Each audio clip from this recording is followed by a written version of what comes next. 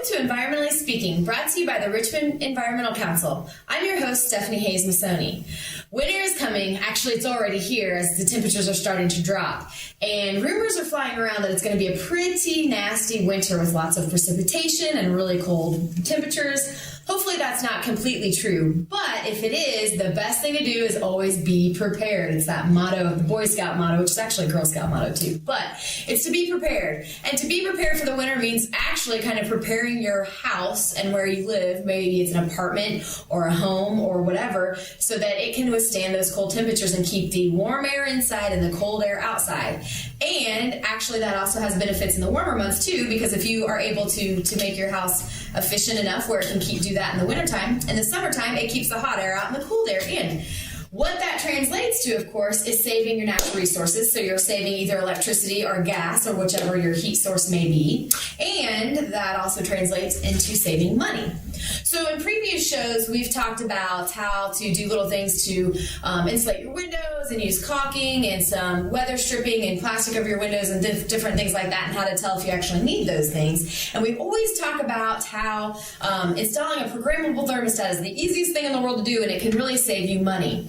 And it can save you money. It also takes a little bit of behavioral modification on your part, because if you have a thermostat right now and it's just a manual thermostat and you're used to going over and fiddling with it all the time, you have to learn how to keep your hands off of it. So you have to program it and walk away and let it do its thing. Otherwise, you're just going to mess up with everything, and it's going to be kind of the same old thing, and you're going to use more resources to heat and cool your house than if you just set it and forget it. So, since we keep talking about how easy installing programmable thermostats really can be, we thought we'd bring in a professional to help us install a programmable thermostat to show us that it really is indeed easy enough to do. And if it's not something you still feel at ease doing, that there are folks that can come in and help you do those kind of things. So today I have with me a professional, Craig Jones with Property Serve LLC, and Craig will come in and tell you a little bit about what Property Serve is and what he does and why it makes sense for him to show us how to install a thermostat and show us how easy it is. So Craig, tell us about Property Serve and what all services you offer to our community. Property Serve, our motto is serving your home and property needs. Every situation is different. Everybody's home is different. So maybe you need drywall work done, something I offer. Maybe you have an electrical issue that you need inspected or kind of traced down to see what the problem is, or you want to add something electrically. I can do that. Maybe you want tile down. Maybe you want your gutters cleaned out. A multitude of things that I offer. Lots of services, so if there's something that you need, give me a call. Well, one of the things that's really neat too, and one of the ways we got acquainted a few years ago, is that you're really interested in restoring things, right, reusing things, absolutely, and trying to do things as efficiently and as environmentally responsible as possible. Right. And so Craig's done a lot of work with restoring and actually reusing other things that you find. So right, when you're on a work site and you find different things, it's nice to keep them. So are you like a hoarder? If you look at my garage, you'd probably say, yeah, I got material everywhere, but I don't see the point of throwing away perfectly good material, whether it's new off a construction absolutely, site cleanup, or if it's a home I'm going into and I'm removing something. Mm-hmm. A lot of these old boards are true sizes, like true 2x4s or true 12-inch boards that you can't find anymore, made out of great material. So yeah, I try to save and reuse what I've got. So the whole thing with environmental responsibility can be all over the place, with even just reusing and saving things and not throwing them away and putting it in our landfill. So that's great. Exactly. Well, today, our task at hand is to change out this ancient old thermostat. It's lovely, I know.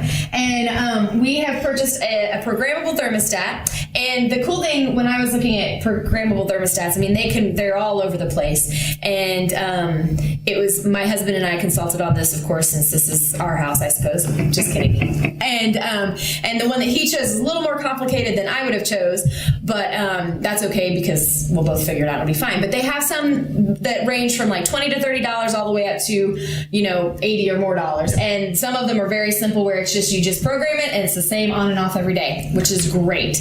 And then This one you can program it for Sunday through Sunday. So 7 days. on Mondays, you know that you're going to be here, then, so you can adjust it to your schedule. So I don't know if that adds any more complication to the installation process, but we shall see. So I don't know if you want to, should we figure out how, because the first thing when I look at this, I say, I don't even know. I can take that off the wall. No problem. I can do that. But how destructive will I be in the process is always the question. So how do you easily remove these off the wall without destroying everything around it? Because I would do that.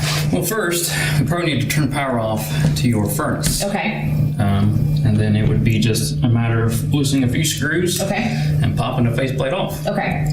Simple as that. Okay, good deal. So we're ready to go? Yes. Okay. All right. So what tools do we need for the job? Actually, I'm probably going to need a hammer. Okay. See, that sounds destructive to me. Hammer. Hammer. It's like a surgeon's office. A couple of screwdrivers. All right. Don't know exactly what kind of screws you're going to run into, so We have a multitude of screwdrivers. Phillips head. Yes. Or the Yes. star-shaped head. Yes, and then a couple of standards. Like I said, different sizes because you don't know exactly what type of screws you're going to run into in the old and in the new, and then plus mounting the back plate to the wall. Okay. So. All right. All right. Before we change this thermostat, we have to turn power off to the furnace. Typically, your furnace will have a switch like this. It's a regular toggle switch. This will turn power off from this switch down to your control board in your furnace. You can go to your breaker box and turn the breaker off, and that will kill it from the box all the way over. So it's already in the on position, so all we need to do. Now, while we're at the furnace, since we're down here, is there any, I know, you hear of other things, clean your furnace, vacuum out your furnace, change your filter, all those kind of things. What are some quick things you should be doing Obviously, when you're turning off your power to check anyway? Obviously, check your filters, make sure they're clean. The more your furnace has to struggle for air, obviously the more it's going to cost. Okay. You can also even burn up your blower motor and stuff like that because it is, yes, and that is a major expense Okay. on a furnace. You probably don't have access to all the duct work down here, but you can go upstairs, pull your register plates off, and look at the condition of your duct work. You can even get it cleaned, take a shot back and sweep any debris, dust, stuff like that. That's just going to blow into the air anyway. So, yeah. So that's easy enough to do is just, and take a shot back or something and just... Yeah.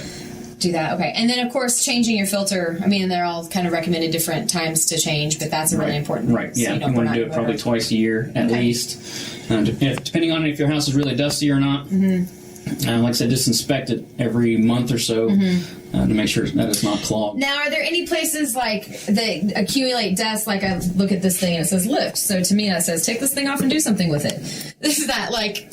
I mean, are there places where you want to kind of keep dust free of or vacuum out? I mean, when our old house, we had problems on it. We haven't noticed it here yet, but we had our dryer, and the dryer vented into the laundry, the utility room, and the dust. I mean, we had to do stuff to the furnace all the time because it was just full of dryer lint. Right. So, I mean, I don't know. Is there an easy way, or is that just something you don't want to mess with, or? You can. Typically, these won't get too full of dust. Because they're pulling air from, normally you're upstairs. There may be a little bit of dust settles in there, but it's not going to be enough to necessarily... Unless your dryer vent's like straightly connected. Right. If you see obviously lint hanging off of it, you may want to vacuum it off. That was bad design on our part. Actually, we inherited it that way, so...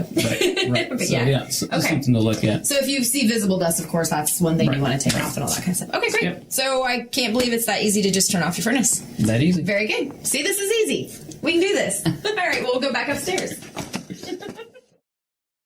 Really quickly, what are the benefits of installing a programmable thermostat? What's kind of the percentage savings you'll look at? Every degree that you come down saves you about 1% when you're heating or cooling bill. That could obviously translate into hundreds or thousands of dollars, depending on the size of your space and what you program your thermostat to be. Well, and speaking of space too, one of the things that we've talked about is how you can kind of close off rooms and things like that and heat spaces rather than trying to heat everything that you're not utilizing. Right. And so that's one of the biggest things is if you're not going to be in your bedroom until later, close off all the doors and then open them up in, an hour or two before bedtime. Right. That can Right. Or even when you're not at home during the day, like when you're at work, you can set your thermostat pretty low. 58, 60 degrees, something like that, and that's obviously not going to let your furnace run continually to heat air that you're not going to use. So that's another. And that was one of the things we've always had heard. It was kind of a bit of a myth, is that the more your furnace has to work harder to heat up back up to that temperature, and so that's not true. Yeah. No. Okay. I've actually done experiments at my house, not intentionally, where the temperature has fallen into the high 50s, and then turned the furnace back up to 66 degrees. And it may run for 10 minutes, and it's warmed back up. So. But it didn't have to. The motor didn't have to work harder or anything like that. And that's the benefit, I guess, of it programmable, because you can have it start to kick on and out before you come home, and then you don't even know that it was cool during the day. So that makes sense. Yep. Okay, cool. Yeah. Good deal. All right. So what do we do first? Well, don't take the hammer to it yet, right? Really? Are you sure? I don't know. I would. Okay. We can try it. We've opened up the faceplate. This is typically what you see. And obviously, this is an older model. It has a couple of screws. Hold to the back plate, so we're just going to take those loose. And so the other thing, I guess, would be a question of some folks is that, like, this is a Carrier brand. It doesn't matter what brand you're putting into your thermostat; they're going to work the same. Right, because they're all universal now. So it's like a universal remote. Huh. Exactly. Very good. Exactly. So then we should just be able to pop this off the wall. Oh, it's just those two screws? Just those two screws and a couple of clips. And then notice that it's still on because it is battery powered. So. Okay. Yep. All right. I can take that from you. That.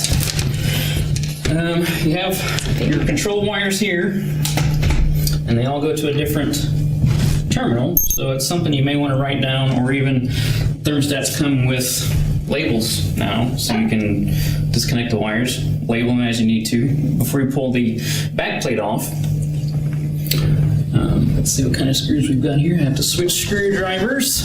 Now, why do they do that? Why do they have different type screws in one same component?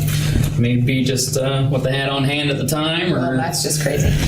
I don't know that these actually came in kits whenever this was installed. Okay. So whoever installed it, I would just have this on hand. Well, I thought there was going to be some really impressive answer.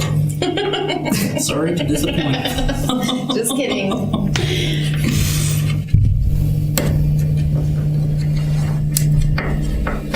So right now you're just physically taking it off the wall. Right, loosening the screws to the back plate. Obviously you can't take it off if it's still attached. No, that'd be, I mean, you could. You could, but you may not be happy with me if I did. Or I'd be back doing drywall work. That's another show. Yeah, right. All right, now, here are the wires. And I've already written these down. Okay. So they're almost color coded to where the terminal is. Obviously, the white wires in the W, the green wires in the G, the red wires in the R. The only one that's different. Oh, I see. There's letters. The only one that's different is the black one. It goes to Y. Don't ask why. Okay. I won't. So that's the white wire. Right. And some new thermostats are actually color coded to the wire color. So all you're doing, so the screws are just keeping the wire connected to the electrical part, making that connection. Exactly. We should do a show on electricity. You should. And how flow, that'd be fun. We know how to generate it. We know how to disconnect it. We don't know how it works. We forgot that in between part. As long as you're not sticking screwdrivers in outlets. We're not doing that. And again, remember, the furnace power has been turned off. Yes. Yes. All right, the wires are disconnected. And so you just let those hang there? Yes. Okay. You can secure them so they don't fall back in the wall. Oh, that would be a bummer. Yeah, that would be another show. That would not be fun either. Hopefully this thing comes off the wall fairly easy. Get that out. We like to go into shows with a little bit of unknown, just so there's some excitement. Yes. So hopefully this comes off the wall fairly easy. You have to pry it off. You gonna use a hammer yet? Not yet. No. Close.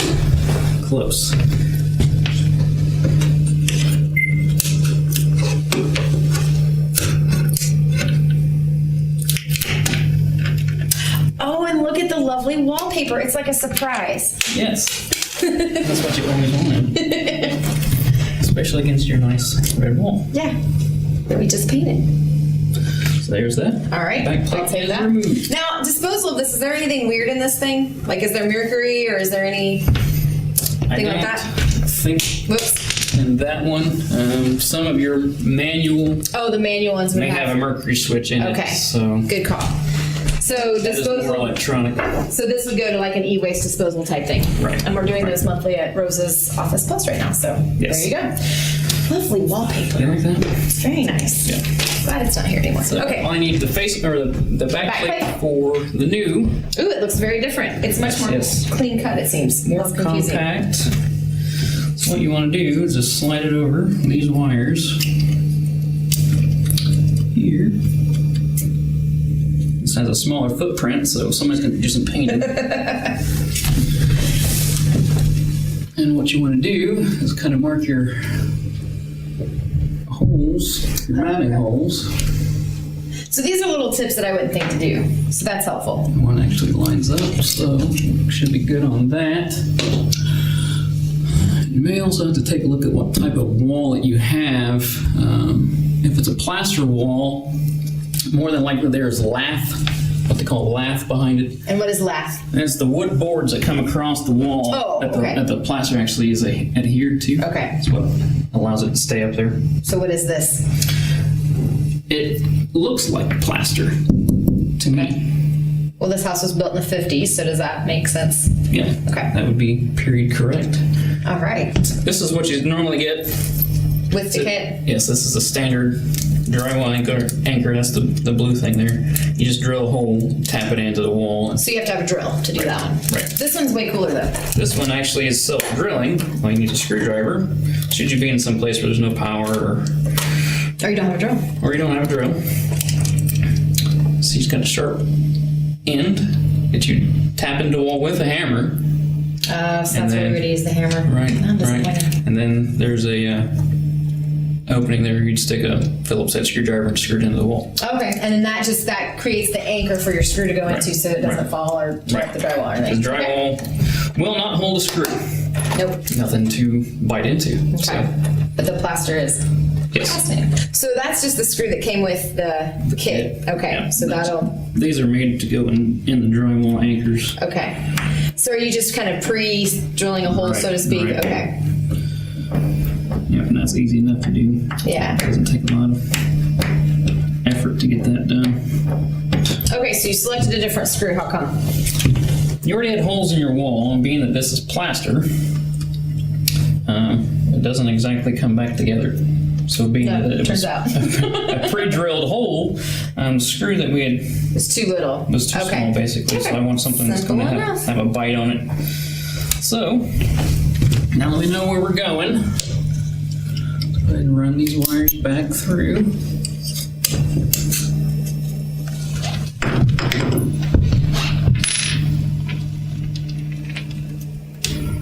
Get these screws mounted. Before you tighten them all the way up, you may want to get a level on this to make sure you're level. So your job looks like a pro did it. Yeah, I definitely wouldn't have done that either. We have to adjust this screw here. Aha, the bubble is in the middle. That's right, and that's what you want. Want a good bubble. All right, hopefully it'll stay. All right. Now, So now it's connecting the wires. yes, To the right. you actually have an R and an RC. So what does that mean? They are actually jumpered together. Okay. So you put the red wire in the R. So you ignore the RC. Right, because Okay. it's jumpered with. And I assume the instructions would tell you that. Right. Okay, good. So this is something you should definitely read the instructions for. Yes, Hate reading instructions. I know. I like to just jump into it, which is what gets me in trouble. It's like Christmas morning. Exactly. You just match up your wires. And so now do they have to connect a certain way or how does that work? Oh, there's a special hole for them even. Right, right. So you're just sticking them in the hole on the side. Right. And then screwing in so that it stays. It's like a gate. Yeah, okay.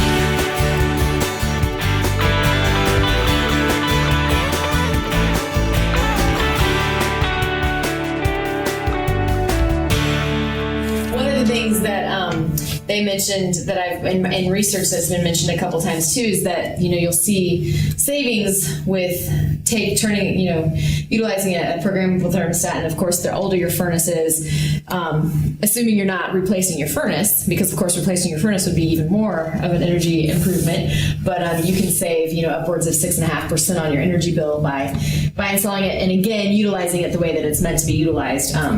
So setting it and leaving it alone, which is sometimes hard for people. I don't know.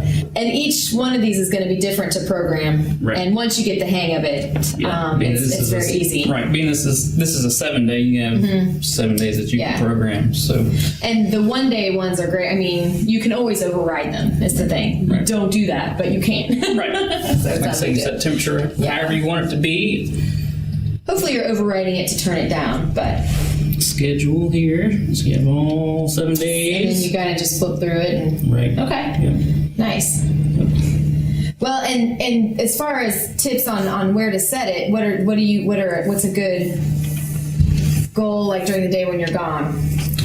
Probably 60, 62 if you're not going to be here. That's going to keep things warm enough in your house. And then you can, like you said, an hour before you come home, have it programmed so it's up to 68. 68. Yeah, that's a good temperature. Good. And then again, if you keep your doors shut during the day and all that, you can go through and open them up. And it's a smaller space to heat, so it's a little bit more efficient. Okay, so 62 degrees, or even if you go lower than that during the day, that's okay too? Should be fine. And it won't necessarily take any more energy to heat up to 68 or whatever you get to in the evening. And again, the lower, by each degree you lower it, it's about a 1% savings on your bill. Yep. And of course that translates into saving natural gas or electric or whatever you're utilizing. Yep. Okay. Well, one of the things too with these is when you purchase these, they used to have an Energy Star rating with them. Energy Star is a third-party certification that you'll see on light bulbs and things like that. And whenever you're buying compact fluorescent light bulbs or LEDs or anything like that, you want to make sure they have that Energy Star savings because that brand or that product has actually been third-party certified. Right. And then also the Energy Star on your taxes, your year-end taxes, you can take a percentage of that cost and actually have it as a deduction on your taxes. So whether it be doors, windows, or thermostats. Okay, so thermostats count as that. Right. Very nice. And also I checked with Whitewater Valley RMC for those folks who are customers of RMC. If you go on their website, they have several rebates and several incentives for changing out things like appliances and especially your furnace and things like that too. So just check with your energy provider to see if they do have any incentives, which changes year to year. I mean, it changes all the time and it's hard to keep up on all those. So when you do go shopping for a thermostat, you just want to get the kind that works for you, whether it's a 1-day programmable or 7-day programmable. It won't necessarily have an Energy Star rating because, again, the energy efficiency comes in the way that you utilize it. They can't necessarily certify something and you're like cranking it up to 75 or whatever or 80 and then say, yes, it is energy efficient when you're the one who's not the energy efficient one. So it also comes back to your mindset of how you view conservation and, and hopefully everybody is of the mindset that saving money is a good thing, but even more so importantly is saving resources too, so that we can utilize less of what our earth provides for us and pollute less and all those good things too. So, well, Craig, thank you so much for being with us today and showing us that it really is easy to install a thermostat. I had people tell you that it's easy, but when you come and tell me that something's easy, I'm like, yeah, maybe for you, not for me. Right. But it really isn't. So it's not so hard at all. And if you are able to use a screwdriver, you can pretty much do that. Maybe next time we'll get to use a hammer or some power tools. You never know. It could be very exciting. But there's also lots of great things you can do to have a lower energy bill.